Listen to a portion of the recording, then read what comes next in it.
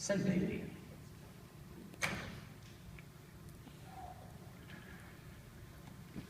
Mr. Potter, George.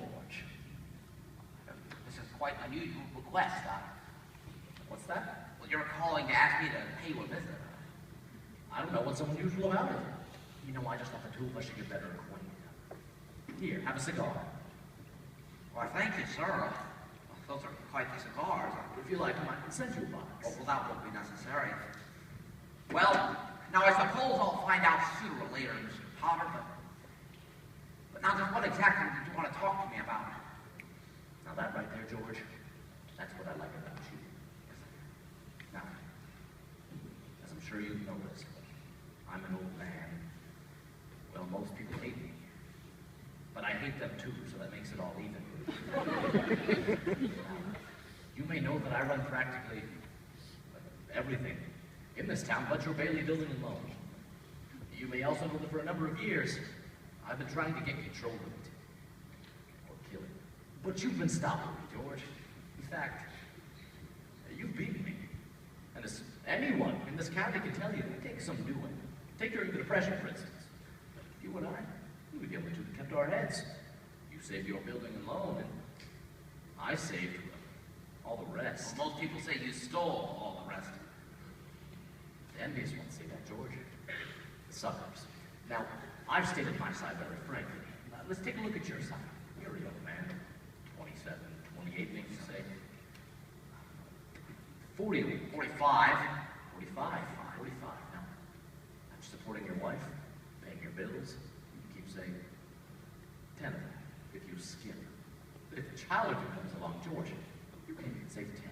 Now, if George Bailey here was a common ordinary yokel, I'd save between just fine. But George Bailey, he's not a common ordinary yokel. No. He's a smart, ambitious young man who hates his job, who hates the building and loan almost as much as I do. A young man who has been dying to get out on his own since the day he was born. A young man, smartest one in the crowd, mind you. A young man who has to sit there and watch his friends go places because he's trapped. Yes, sir.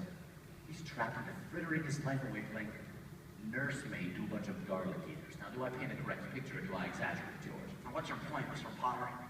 Oh, my point. Well, George, point is, I want to hire you. You want to hire me? I want you to run my affairs and properties. George, how would you like to make $20,000 a year? $20,000 a year? You wouldn't mind living in the nicest house in town, buying your wife a whole lot of fine clothes, a couple of business trips to New York, maybe every once in a while Europe. You wouldn't mind that, would you, George? Would I?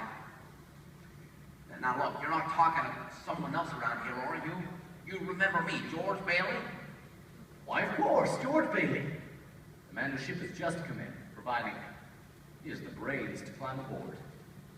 Well, what about the building loan? Oh, confound it, George. Are you afraid of success? No, I'm offering you a 3-year contract starting at $20,000 a year. Is that a deal or isn't it? Well, Mr. Potter, I know I ought to jump at the chance. I wonder if you could give me, say 24 hours to think it over. Sure.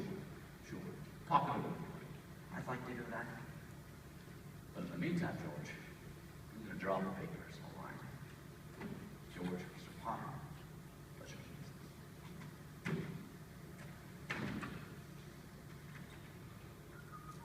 Now, wait a minute here. No, I don't have to talk to anybody. See, I know the answer right now. And what is it, George? The answer is no. No, doggone it! You sit around here and you spin your little webs. You think the whole world revolves around you and your money. Well, it doesn't, Mr. Potter. And in the whole vast configuration of things, well, I'd say you were nothing more than a scurvy little spider, you. Man. And that goes for you, too, and it goes for you, and it goes for all of you. Bailey,